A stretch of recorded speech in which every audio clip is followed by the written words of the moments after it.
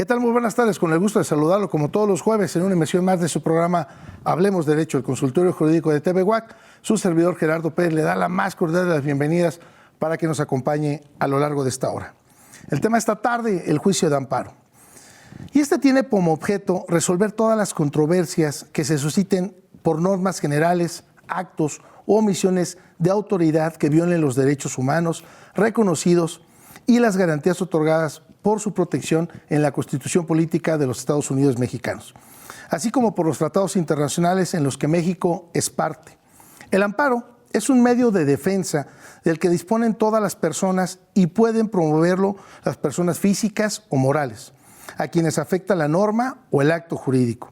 El quejoso podrá hacerlo por sí, por su representante legal o por su apoderado o por conducto de su defensor. La ley de amparo encuentra sustento en los artículos 103 y 107 de la Constitución Política de los Estados Unidos Mexicanos. El tema esta tarde, el juicio de amparo. Acompáñenos. Perspectiva. Diálogo. Interacción ciudadana. Hablemos Derecho. El consultorio jurídico de TV UAC. Con Gerardo Pérez Alvarado y Laura Méndez Olivares. Comenzamos. Licenciada Laura Méndez, muy buenas tardes, con el gusto de verte como todos los jueves. ¿Cómo está, licenciado? Buenas tardes. Pues igualmente para mí es un placer saludarlo y también dar la bienvenida a todas las personas que amablemente nos sintonizan como cada semana. Bienvenidos a este espacio que estamos transmitiendo completamente en vivo y quiero aprovechar para recordarles los diferentes medios de contacto. Puede buscarnos a través de redes sociales, aparecemos en Facebook, en YouTube y también en Spotify, como Hablemos Derecho, el consultorio jurídico de TV UAC. Así, el nombre completo. En estos medios nos puede encontrar y también puede volver a escuchar o volver a ver los programas completos, por supuesto, y los anteriores, si es que son de su interés. Ya sabe que nos damos a la tarea de buscar expertos, conocedores en cada área del derecho, precisamente para disipar esas dudas recurrentes que el público en general nos hace llegar a través de mensajes privados por medio de redes sociales. Este espacio es precisamente para eso, es para usted y estamos abiertos de manera permanente el consultorio jurídico de TV UAC. Lo invitamos a que nos haga llegar por ahí sus comentarios si tiene alguna duda sobre el tema que vamos a abordar el día de hoy o sobre cualquier otra cuestión de índole legal. Estamos por ahí al pendiente y también le ofrecemos canalizarlo con alguna institución, con alguna autoridad, o también brindarle orientación y asesoría jurídica completamente gratuita. Sí, fíjense ustedes que, sin lugar a dudas, el tema hoy por hoy, hablar del juicio de amparo es un tema por demás importante. Muchos podrán decir que es la panacea del derecho, otros dirán, es un medio dilatorio para retardar o entorpecer un juicio. Habrá otros, ¿no?, que es el único medio que tienen de protección o de defensa, ¿verdad?, ante la autoridad, contra abusos de la autoridad. Bueno, pues de eso estaremos hablando con una excelente invitada, una conocedora y apasionada del derecho, no se diga en concreto del derecho constitucional, del amparo. Y bueno, pues también agradecerle nuevamente que haya aceptado la invitación para acompañarnos esta tarde en esta mesa de trabajo. Licenciada Laura Méndez, si podemos presentar a nuestra invitada para entrar en tema. Claro que sí, con mucho gusto. Les comento que está el día de hoy con nosotros la doctora Alma Elizabeth Méndez Hernández. Para que la conozcan mejor, me permito comentarles que ella es, por supuesto, licenciada en Derecho y también cuenta con una especialidad en Derecho Constitucional y Amparo y estudios de maestría en Derecho, todo esto por parte de la Facultad de Derecho de esta máxima casa de estudios. Asimismo, cuenta con maestría en Derecho Procesal Constitucional y también doctorado en Derecho. Ha formado parte del servicio público, siendo integrante del Tribunal Superior de Justicia, de la Procuraduría General de Justicia del Estado de Guanajuato, del Poder Judicial Federal y también actualmente se desempeña como docente universitaria en la Facultad de Derecho de la Universidad Autónoma de Querétaro y también es titular desde hace más de 10 años del despacho jurídico Escala Jurídica, en donde se desempeña como abogada litigante. Entre otras muchas actividades, en estas son en las que ha destacado la maestra Alma Elizabeth Méndez, a quien por supuesto le agradecemos muchísimo que haya aceptado la invitación a este programa y le damos la bienvenida. Buenas tardes, doctora. ¿Qué tal, Laurita? ¿Qué tal, Gerardo? Muchísimas gracias por la invitación. Me siento muy honrada de estar con ustedes y gracias que les puedo compartir del juicio de amparo. Miren, el juicio de amparo tiene su origen en el estado de Yucatán. En 1841, su creador es Manuel Crescencio Rejón y Alcalá, que una particularidad de él es que tenía el primer apellido de su mamá. Ya ven que ahora muchos amparos es para solicitar primero que sea el nombre de la mamá. Manuel Crescencio Rejón, el apellido de la mamá, ¿no? Bueno, él en su tiempo pues estaba muy adelantado y tenía el apellido de su mamá. Después se introduce por Mariano Otero en la Constitución Federal en 1857, perdón. Y entonces se conoce el amparo incluso como la fórmula Otero, como el amparo, el padre del amparo, podremos decir que es Mariano Otero, ¿no? Y el amparo, ¿para qué nos sirve? El amparo, a veces las personas dicen, no, con un amparo yo me dedico a litigio, y a veces llegan mis clientes y me dicen, pues tramíteme un amparo, ¿no? ¿Qué es el amparo? El juicio de amparo es un medio de defensa de la Constitución. La Constitución tiene diversos medios para defenderla, pero el juicio de amparo en particular es para el gobernado, ¿sí? Para el gobernado, aquel que tiene una relación de suprasubordinación en función con el Estado. Cuando hablo del Estado, lo voy a hablar en términos generales, que son todas las autoridades, ¿no? ¿Para qué me sirve? Para defender la Constitución. ¿Cómo defiendo la Constitución? Por un acto que haya cometido una autoridad. Cualquier autoridad que esté, sus funciones reglamentadas o no en un ordenamiento jurídico. Pero basta que esa actuación afecte esa esfera en la que el gobernado se encuentra, para que ese gobernado pueda acudir ante un juez de amparo. Y el juez de amparo, mediante un procedimiento, evidentemente, podría conceder o no el amparo. Para eso nos sirve el amparo. ¿Quiénes lo pueden promover? Reitero, lo pueden promover cualquier persona que se vea afectado por el acto de autoridad. Llámese una persona física, una persona moral, e incluso el propio Estado, cuando actúa como particular, puede solicitar la protección de la justicia de la Unión. ¿Sí? Cualquier persona. ¿Quiénes intervienen en el amparo? Siempre va a intervenir una autoridad. Entonces, en una demanda ordinaria, voy a ponerles un ejemplo para darme a entender, en una demanda ordinaria, pues interviene un actor e interviene un demandado, ¿no? Puede ser el actor, no sé, la mamá, y el demandado al que se le pide alimentos, ¿no? En un juicio de amparo, ¿no?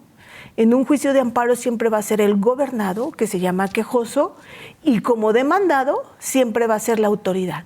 Llámese juez de primera instancia, ya sea del orden penal, del orden civil, del orden familiar, del orden mercantil, un fiscal, un policía de tránsito, cualquiera que sea una autoridad y que invada la esfera jurídica del gobernado, puede ocurrir con el juez de amparo. Ok. Ahí, maestra, me gustaría puntualizar, porque no toda la gente pues conoce del derecho. Claro. Me interesa enormemente, de sobremanera, que bueno, cualquier persona que en este momento nos ve puede decir, bueno, ¿yo qué ventajas tengo de interponer un amparo? Es decir, tengo mi juicio, ya lo comentabas, dabas un ejemplo de una cuestión familiar, ¿correcto? Pero ¿qué sucede en donde hoy se ve, bueno, que la cuestión tanto problemática de orden civil y familiar están incrementándose enormemente, más que las cuestiones de orden penal? Pero en este tenor, ¿cuáles son las ventajas que nos puede llevar el amparo? Es decir, nos queda claro hasta en este momento, lo que tú nos comentas es, tiene que ser forzosamente ante un acto de autoridad, no puede ser entre particulares. No, entre particulares no. Hubo una reforma constitucional 6 de junio del 2011 y se generó una nueva ley de amparo en el año 2013, en abril del 2013, una nueva ley de amparo. Y esa nueva ley de amparo hace una introducción en donde señala autoridades particulares, pero esa denominación que realiza es por una interpretación de la Suprema Corte. Ajá. Pero las autoridades particulares las vamos a entender como aquellas que tienen un acto, que realizan actos como de particulares, digo, como actos de autoridad. Me voy a dar a entender más fácil. Por ejemplo, los notarios públicos, los centros de verificación. ¿Sí? Antes no se consideraban que eran autoridades para efectos del juicio de amparo, porque no dependían directamente su pago, vamos a decirlo así, por parte del Estado, sino que son como una especie de concesiones que el Estado otorga a los particulares para que desempeñen determinadas funciones. Entonces, en función de eso, la Corte hace una interpretación. Cuando se introduce a la nueva ley de amparo, entonces si hay amparo contra particulares, pero llámese, nuevamente reitero, son autoridades. Por ejemplo, los de los condominios que te cortan el agua, por ejemplo, que ellos administran el agua, pero te cortan el agua, pueden ser autoridades particulares para efectos del juicio de amparo. Pero entre iguales, entre pares, entre nosotros como ciudadanos, no se puede promover el amparo. Hay una iniciativa en ese sentido para que también se pueda promover el amparo contra los particulares. Pero ahorita, como está la ley de amparo, no se puede. Sí, es correcto. Y qué bueno que puntualizas ese punto, maestra, porque cualquiera hubiera pensado, cualquiera podría pensar, o en efectos académicos, que dice, bueno, entonces nada más tiene que ser una autoridad. Y entonces, efectivamente, en la cuestión de condóminos, que ahorita es una problemática también muy recurrente, en donde, bueno, pues ahora muchos vemos ya cada vez más departamentos, zonas de edificios, de Isabel Méndez, y nada más hay una sola toma de agua para 50 departamentos. Entonces, pues a lo mejor habrá quien es un pequeño matrimonio, bueno, un matrimonio, ¿verdad? 2 personas, y habrá quien tenga una pequeña familia, papá, mamá, un hijo, o papá, mamá y 2 hijos, y todos pagan lo mismo, y no es el mismo consumo que se realiza. Entonces, no todos pueden ser tratados igual como desiguales y viceversa, ¿no? Entonces, qué bueno que puntualizas eso, porque, bueno, pues también cualquier persona en este momento tenga conocimiento de que lleva a cabo un juicio, considera que no le es favorable en cualquier materia, estaba hablando laboral, penal, civil, mercantil, cualquier materia, y considera que no es favorable, puede interponer un recurso, puede interponer un amparo. Pero a esto, entonces, primero hablamos de que tengo que interponer un recurso, alguna apelación, una revocación, revisión, inconformidad, antes de interponer el amparo, o puedo interponer un amparo en cualquier momento de mi juicio. Bien, bueno, si soy muy técnica, ustedes me mandan un mensajito si no me doy a entender, ¿verdad? Miren, hay 2 tipos de juicio de amparo. Uno es un amparo indirecto y uno es un amparo directo. En el amparo indirecto tiene algunas excepciones en las que no debo agotar, llamémoslo desde el punto de vista jurídico, el principio de definitividad. No es necesario en algunas cuestiones, ¿no? El amparo indirecto procede, les voy a enseñar una regla básica que siempre les comparto a mis alumnos. Son actos fuera de juicio, llámese antes de que se presente una demanda, actos dentro de juicio, pero esos actos deben de tener una característica que sean de imposible reparación, ¿sí? Actos de imposible reparación. ¿Cuáles son esos actos de imposible reparación? Aquellos que de llegar a verificarse harían físicamente imposible reparar al quejoso esa violación. Por ejemplo, la libertad, la intimidad, ¿sí? Son actos que no se pueden reparar. Esos durante un juicio sí puedo ir al juicio de amparo. Y después de concluido el juicio, por ejemplo, cuando una persona está en una ejecución de una sentencia o una persona que está privada de su libertad en su ejecución de sentencia o en el mismo centro de reinserción social, puede solicitar el juicio de amparo. Y el amparo directo solamente son contra cuestiones definitivas, llámese sentencias, laudos o resoluciones que sin ser sentencias dan por concluido un juicio. Y ahí sí tengo que hacer que ese acto sea definitivo. Y la siguiente característica del amparo directo es que provenga de tribunales judiciales, ¿no? O de un tribunal, ya de tribunal judicial administrativo, laboral, agrario, pero que sea la característica que sea definitivo, ¿no? Entonces, hay dos dependiendo en el supuesto en el que me encuentre. ¿Cómo voy a saber si es un amparo indirecto o un amparo directo? La naturaleza del acto es el que me va a dar la pauta, ¿sí? Por ejemplo, contra una orden de aprehensión, pues sería un amparo indirecto, ¿sí? Contra una sentencia definitiva que emitió la sala penal, por ejemplo, en materia penal, sería un amparo directo, ¿sí? Entonces, habría que distinguir en cuál de los dos me puedo ubicar, ¿no? Y hay actos que les comentaba a raíz de la reforma constitucional, que es 6 de junio del 2021 para el amparo y 10 de junio para materia de derechos humanos, ¿no? A raíz de esa reforma constitucional hay actos que ni siquiera deben materializarse conforme al artículo 1 de la Constitución. Una obligación de las autoridades es prevenir. Les voy a dar un ejemplo. Ya es muy clásico, ya en toda la República. Por ejemplo, los matrimonios entre personas del mismo sexo, ¿no? Fíjense bien, ahí no es necesario ni siquiera que las personas que quieran contraer matrimonio acudan ante la autoridad, porque en el momento que acuden con la autoridad viene una discriminación. ¿Okay? Entonces, la función de la Constitución es prevenir.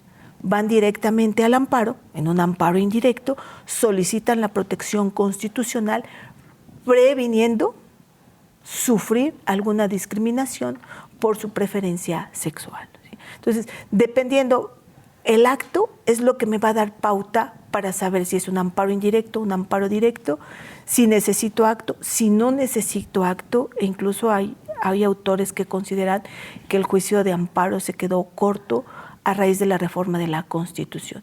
El juicio de amparo es extremadamente formalista y hay cosas de derechos humanos que ya no permiten esa formalidad, ¿no? Sino que es una cuestión más constitucional, algo más abierto sobre ese tema. Pues sí, y máxime que pues no todos los gobernados, no todos los ciudadanos conocen del derecho, licenciada. Entonces, claro, por consiguiente, si nosotros hablamos, bueno, a ver, un acto administrativo, tú lo comentabas, una orden de aprehensión, vamos a ver el artículo 14, 16, la gente no lo conoce y tampoco claro, no está obligado. Claro, ¿estás de acuerdo? Entonces, creo que a lo mejor sí se quedó un poco corto porque es muy técnico también el amparo. No nada más es de, bueno, yo considero que violenta mis derechos humanos y voy a entrar por un amparo. No, no es así. Y además, como matinalmente lo comentaba, nada más para recapitular, tienes el amparo directo y el amparo indirecto. Y entonces, para poderlo entender, diríamos, el amparo directo se presenta contra todo acto que pone fin al juicio, siempre y cuando ponga fin al juicio. Y el indirecto en todo el procedimiento antes de llegar a sentencia, ¿correcto? Y así lo veremos antes de llegar a un laudo, en una cuestión laboral, etcétera, etcétera. Ahora, ¿cuánto tiempo tenemos para interponer un amparo? Porque hay gente que puede estar interna, licenciada, estoy hablando de una cuestión de orden penal, termina su juicio, tiene su sentencia y a lo mejor hasta ahí terminó una fase con su abogado.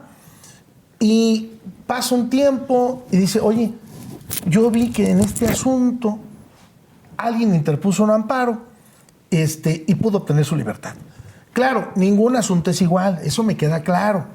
Pero, ¿cuánto tiempo tengo para interponer un amparo en determinadas situaciones?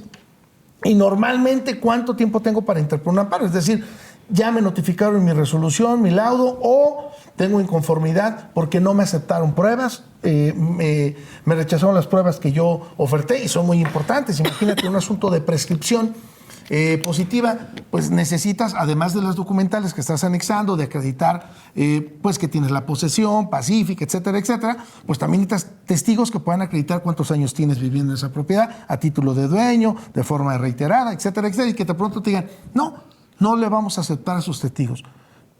¿Cuánto tiempo tengo para interponer un amparo? Muy bien, mira, la ley de amparo establece diferentes plazos para promover para promover un amparo. La regla son 15 días, a partir de que tengo conocimiento del acto que voy a reclamar. Tengo algunas excepciones, por ejemplo, cuando es un procedimiento de extradición, son 30 días. Cuando es en materia agraria, son 7 años. Cuando es en materia penal, en materia penal, cuando sea una sentencia condenatoria que imponga una pena de prisión son 8 años. ¿Sí? Pero si es una sentencia condenatoria en donde, por ejemplo, la víctima o ofendido consideran que el monto de la reparación del daño no es adecuado, tiene nada más sus 15 días. ¿Sí? La pena privativa, para quien se le impuso la pena privativa, tiene hasta 8 años para poder promover un juicio de amparo.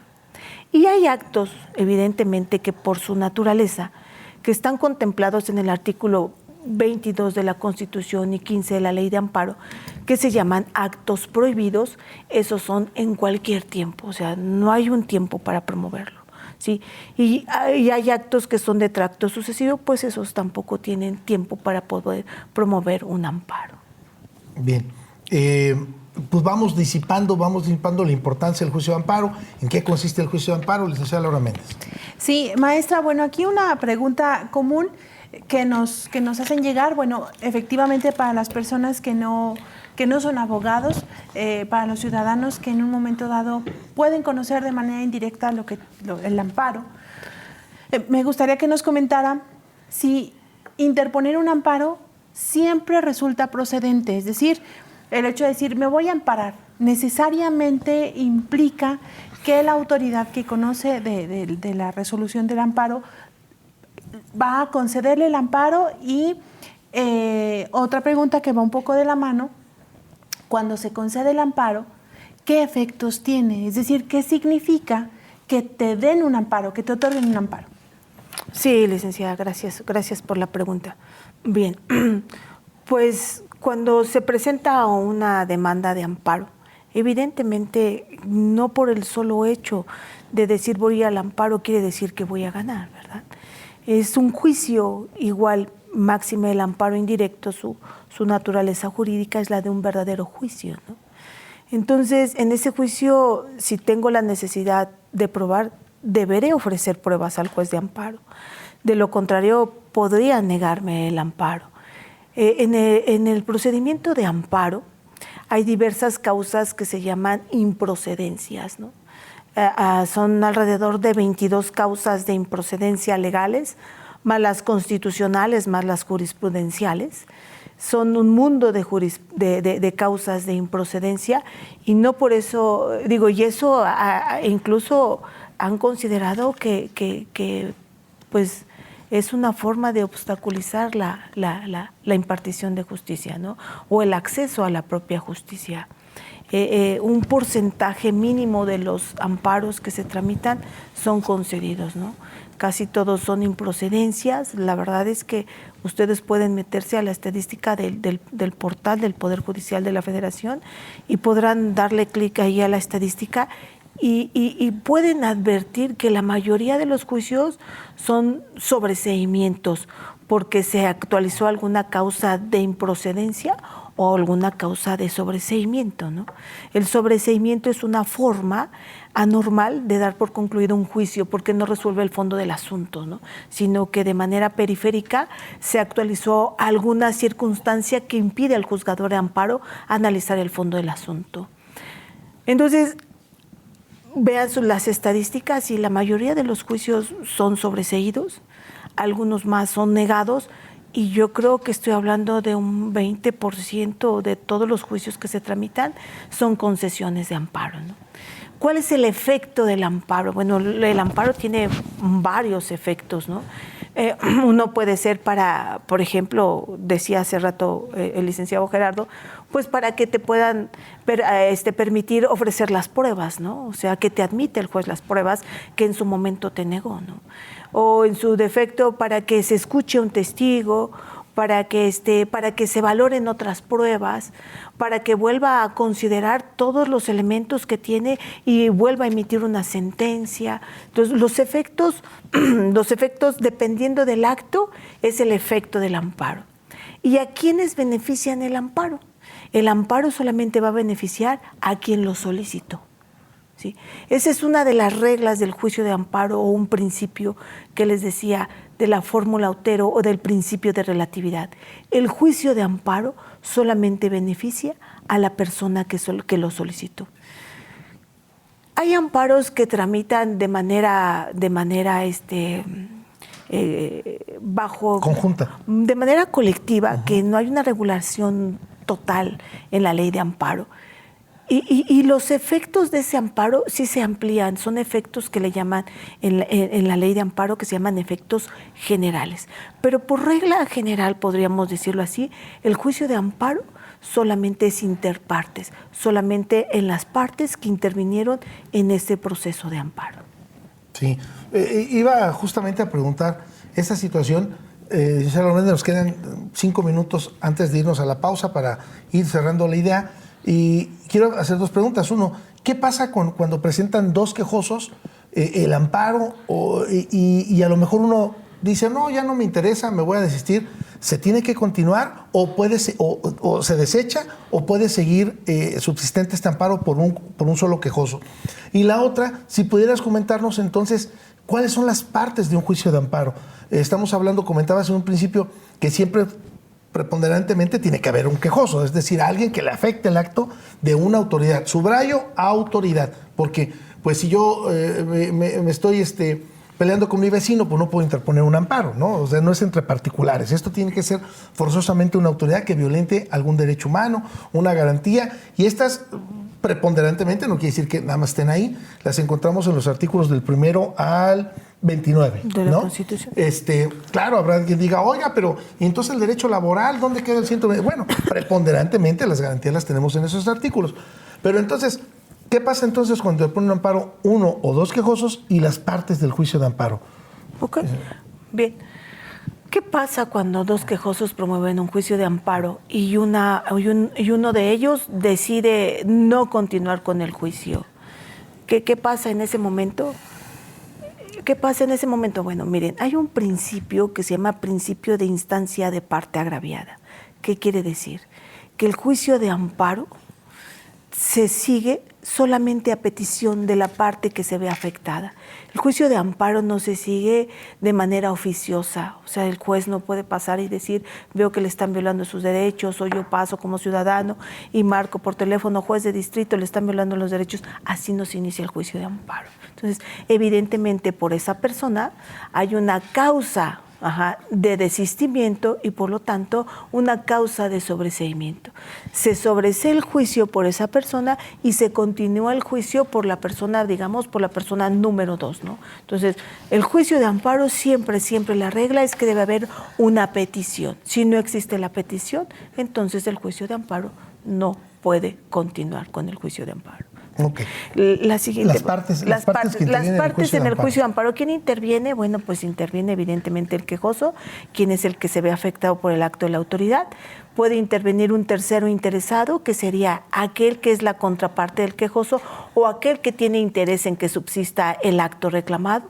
Evidentemente, el Ministerio Público o la ley de amparo no se ha modificado en cuanto a la denominación, que sería fiscalía, ¿no? O el fiscal, pero la ley de amparo continúa con Ministerio Público y pues quien va a resolver ese juicio siempre va a ser un juez de amparo, un juez de distrito. Puede también resolverlo un tribunal unitario de circuito y por excepción el superior jerárquico de la autoridad que haya emitido el acto, llámese competencia concurrente y aterrizando todo esto que les acabo de decir, puede ser la sala penal del Tribunal Superior de Justicia de alguno de los estados. Ahí, antes de irnos a la pausa, nos queda menos de un minuto, también para que ya están algunas dudas, inquietudes aquí, y felicitaciones a nuestra invitada. Muchas gracias. Antes de darle lectura, para regresar después del corte, me gustaría, no sé si pudiéramos, repito, rezando el corte para no perder la idea, si nos pudiera decir, sabemos, o es importante dar a conocer a todos nuestros televidentes que ningún juicio puede tener más de 3 instancias. Estábamos hablando de, iniciamos un juicio, correcto, emite una sentencia, después podemos interponer alguna apelación y va a una sala en donde lo resuelven los magistrados y por último podremos llegar al juzgado de distrito. Esas serían las 3 instancias, que lo resuelve un juez federal. Pero bueno, vamos a la pausa y regresamos, ya disipamos esta duda para el siguiente bloque. Vamos a la pausa y regresamos. Estamos en su programa Hablemos Derecho, el consultorio jurídico de TV WAC. Regresamos.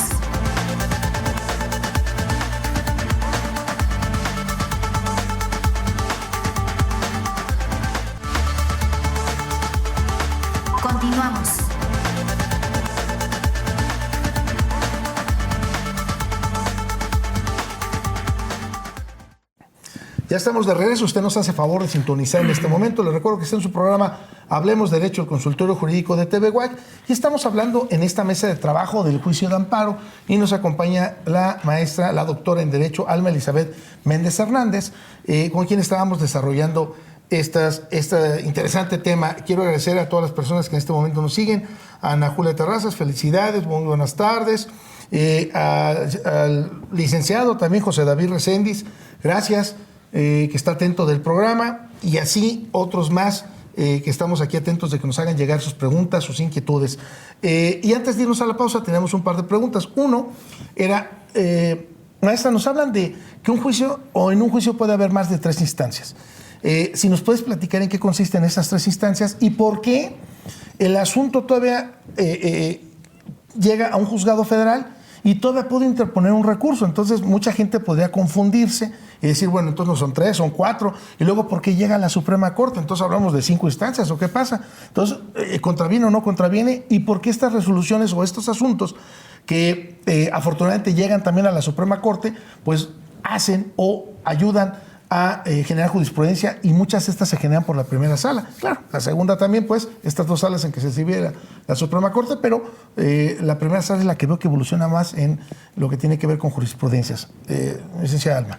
Sí, gracias, licenciado Gerardo, por la pregunta. Bueno, una instancia es la que resuelve el fondo del asunto.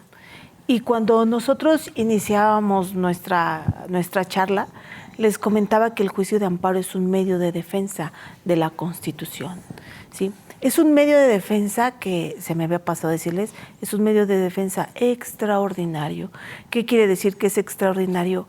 Que cuando a mi alcance la ley ordinaria no me establece cómo defenderme, entonces acudo a un medio de defensa extraordinario, que va más allá de lo ordinario, ¿sí? Entonces, el juicio de amparo indirecto es biinstancial, quiere decir que tiene 2 instancias: juez de distrito, primera instancia; segunda instancia, tribunal colegiado de circuito. El tribunal colegiado de circuito es un tribunal terminal. Siempre les digo a mis alumnos, imaginemos que la Suprema Corte tiene unas manos que van a toda la República Mexicana, ¿sí? A toda la República, se extiende. Hagan de cuenta que la Corte es la matriz y todos los demás son sus sucursales, ¿ok? Entonces, esos tribunales colegiados de circuito, vamos a decir que son como una sucursal de la Corte. Por lo tanto, son tribunales terminales, porque la Suprema Corte de Justicia de la Nación, en sede local o en sede nacional, es el máximo tribunal. Lo que resuelva la Corte, hay muchos hashtags, algo así que le llaman, ya lo dijo la Corte, ¿no? Cuando lo dijo la Corte, es la última palabra, al menos en el Estado mexicano, al menos en sede interna, ¿no? En sede internacional, bueno, pues tenemos otros medios de defensa, pero en sede nacional nada más tenemos eso. Y el juicio de amparo directo siempre va a conocer el tribunal colegiado de circuito. Entonces podríamos decir que es uniinstancial, solamente tiene una instancia. Y se podrán preguntar, bueno, ¿y por qué lo resolvió la Corte? Yo escuché que ese asunto lo resolvió la Corte. Bien, fíjense que lo resuelve la Corte por varias cuestiones. Se llama devolver su competencia originaria a la Suprema Corte, ¿sí? Si les dije, la Corte delega y establece en cada uno de los estados tribunales. Pero cuando la Corte, siempre les digo a mis alumnos, la Corte es muy celosa, ¿sí? Ella solamente quiere hacer las interpretaciones. ¿Cuándo? Cuando haya una interpretación directa a la Constitución, ¿sí? Que la Corte no se haya pronunciado. Y que además ese criterio va a formar un precedente en todo el territorio nacional. La Corte le llama de importancia y trascendencia.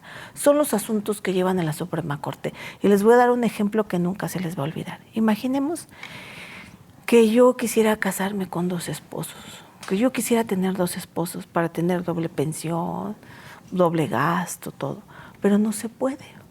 Por alguna circunstancia mi asunto llegó a un tribunal en donde yo hice un planteamiento directo a la Constitución y digo que la familia puede estar integrada ya sea por 2 varones y una mujer o 2 mujeres y un varón, ¿sí?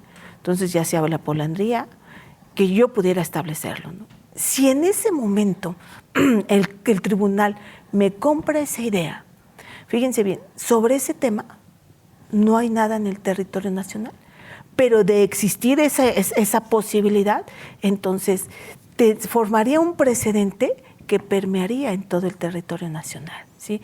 Por ejemplo, el tema del aborto, la eutanasia, son temas tan complejos que el que se resuelva un asunto tiene un impacto no solo en un estado, sino en todo el territorio nacional. Esos asuntos son los que resuelve la Corte cuando se le devuelve su competencia originaria, ¿no? Entonces, así es como lo podríamos establecer. Por ejemplo, el tema del matrimonio igualitario lo resolvió la Corte, el tema del aborto lo resolvió la Corte, que son temas paradigmáticos cuya resolución trasciende a toda la República Mexicana. Del consumo lúdico de la marihuana. Exactamente, también. Todos esos asuntos son asuntos que repercuten en el territorio nacional. ¿Y quién hace la última interpretación en ese sentido?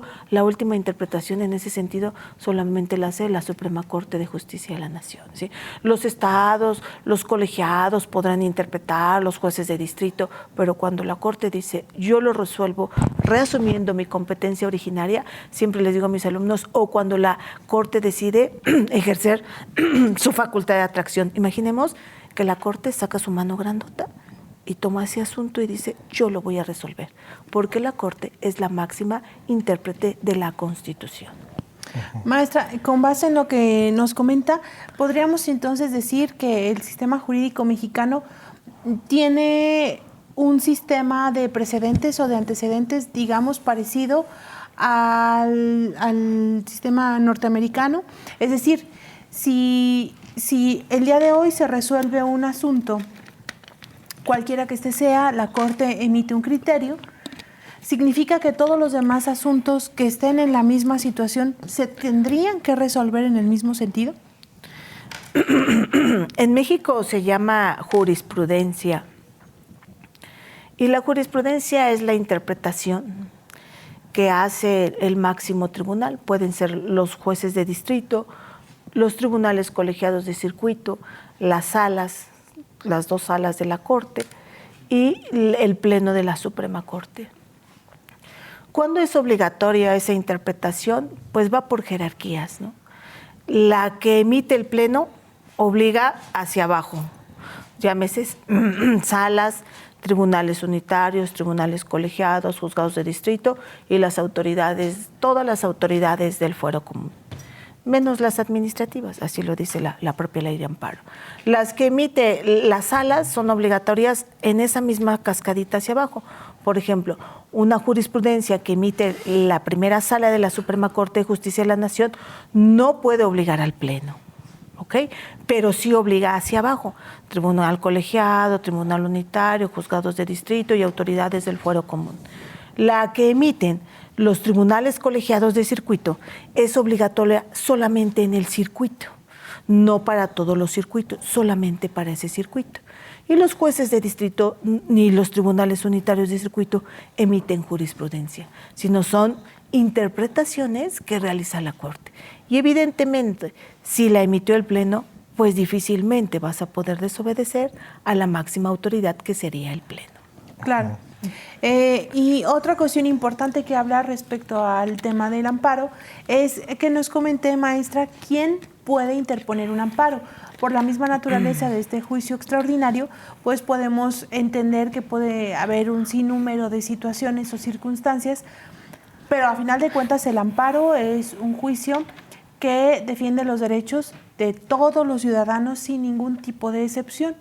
Entonces, ¿qué sucede cuando yo materialmente estoy imposibilitado, cuando yo no tengo capacidad jurídica para ejercitar mis derechos? ¿Quién puede interponer un juicio de amparo? Bien, miren, vamos a regresar. Recuerdan que les dije que había actos prohibidos. Son los actos que están previstos en el artículo 15 de la Ley de Amparo y 22 de la Constitución. ¿Cuáles son esos actos? La incomunicación, la deportación, el destierro, la proscripción. Y hay un acto donde ustedes podrán enfocarlo. Está en el artículo 15 y dice actos que importen peligro de privación de la vida. Fíjense bien, en esas pequeñas frases podemos encontrar que si ustedes, por ejemplo, van y solicitan una atención médica al Hospital General y les dicen en el Hospital General, siéntese, ahorita veo a ver si hay algún doctor, y pasan las horas y las personas ahí esperando, puedo promover un amparo en contra de esa omisión de esa autoridad. Les voy a compartir, yo soy docente de la Facultad de Derecho, y en alguna actividad que desarrollaron mis alumnos como pase a su calificación del semestre, solicitaron amparos, acudieron ellos al Hospital General, al ISSSTE y alguna persona que estaba interna. Y una persona lograron que se le pudiera practicar una cirugía a una menor de edad que el hospital se negaba. Entonces, a través de ese amparo justificamos, bueno, ellos justificaron porque la actividad la realizaron ellos, justificaron que esa niña podía perder la vida si no le otorgaban si no le prestaban atención médica. Fíjense bien, artículo 15, actos que importen peligro de privación de la vida. Otro supuesto fue uno del ISSSTE, en el que una persona estaba internada. Los médicos dijeron que ya la iban a desconectar. Solicitaron mis alumnos el amparo, les concedieron el amparo para efecto de que volvieran a conectar a la persona y le prestaran además la atención médica que requiere. Otro de los supuestos que les puedo compartir es una persona que se encontraba interna, que se encuentra interna en el Centro de Reinserción Social y no le permitían comunicarse con sus familiares por las cuestiones de pandemia, ¿no? Entonces solicitamos el amparo como una persona incomunicada y permitieron que se pudieran dar las convivencias, ¿no? Hay supuestos como los que les acabo de mencionar del artículo 15 y del artículo 22 de la Constitución, que cualquier persona puede presentar una demanda de amparo. Es más, un menor de edad hasta los 14 años, él puede acudir solo a presentar su demanda de amparo, ¿sí? Solicitar el amparo y protección de la justicia de la Unión, el juez de amparo le va a nombrar un representante, una especie de defensor, pero en esos supuestos cualquier persona puede presentar una demanda de amparo. En los demás actos, que es un poquito más técnico, en donde no hay una violación que pudiera poner en riesgo la vida o en peligro la vida, como lo llama la ley de amparo, entonces sí se cumplen ciertas formalidades, ¿no? Que tiene que ser forzosamente el quejoso directo, puede ser por sí o a través de un representante, ¿no? O a través de un mandatario, de un apoderado legal, que le hayan otorgado cualquiera de esos dos a través de un notario, sea un poder o un mandato, y entonces podría acudir al juicio de amparo. Una persona moral, pues evidentemente que es a través de su representante o su mandatario, ¿no?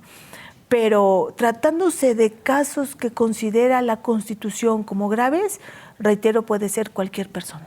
¿Sí? Si ustedes ven que su vecino, por ejemplo, se lo está llevando la policía y su vecino no tiene nada que ver, entonces van y presentan una demanda de amparo por esa circunstancia. Hay personas, por ejemplo, que son personas desaparecidas, entonces puedes acudir al juicio de amparo a presentar una demanda de amparo por esa persona que se encuentra desaparecida, una persona que se encuentra incomunicada. A lo mejor me doy cuenta que los policías se llevaron a mi vecino y tiene 2 o 3 días que mi vecino no regresa, entonces yo puedo acudir con el juez de amparo manifestándole que mi vecino pues se encuentra incomunicado, ¿no?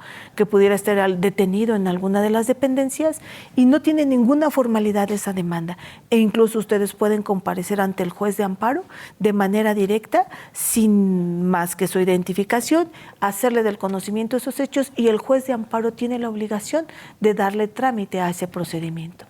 Es más, miren, por ejemplo, si ustedes se encuentran en alguna comunidad, o por ejemplo Jalpan, alguna parte de la sierra, donde es difícil acudir a la capital, podríamos llamarlo, a presentar su juicio de amparo, pueden presentar el amparo ante cualquier autoridad judicial, la que sea, juez menor, juez de primera instancia, solamente que tiene que ser una autoridad judicial. Y otra de las opciones con la tecnología que nos lo ha permitido es que pueden presentar su demanda vía electrónica y no les van a pedir su firma electrónica. Si es en los supuestos del artículo 15 y 22, pueden presentar su demanda de amparo vía electrónica y lo puede hacer cualquier persona.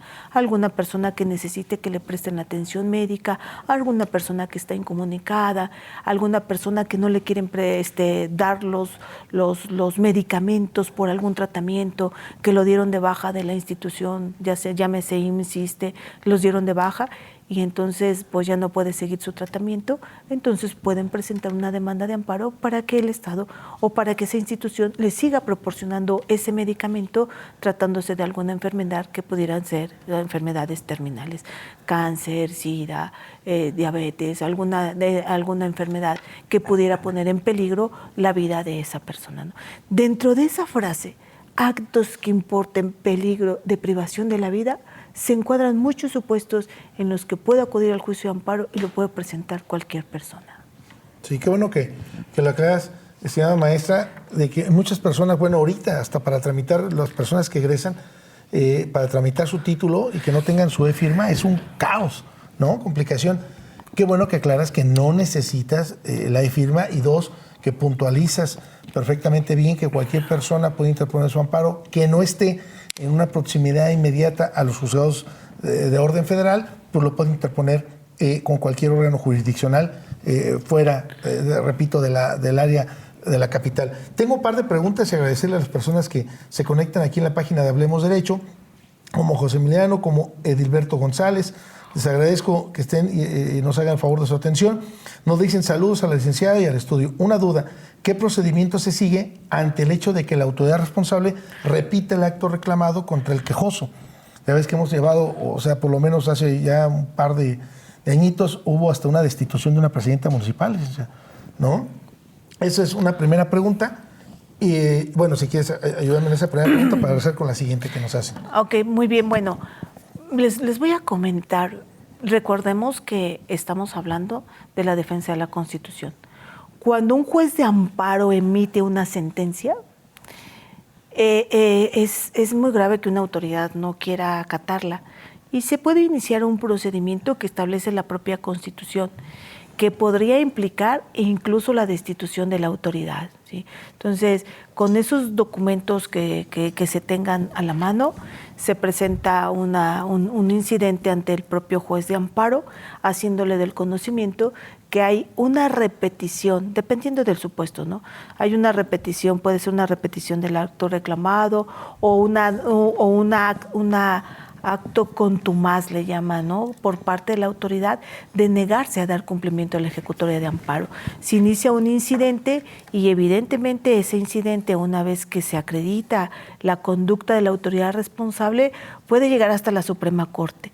Cuando llega hasta la Suprema Corte y no se ha dado cumplimiento a la ejecutoria de amparo o se niegan a dar cumplimiento a la ejecutoria de amparo, procede la destitución de la autoridad. Y es cualquier autoridad que no quiera dar cumplimiento a una ejecutoria de amparo, porque lo que implica es que no quiere dar cumplimiento a la propia Constitución. Nosotros en la vida práctica nos dedicamos a los trámites de los juicios de amparo.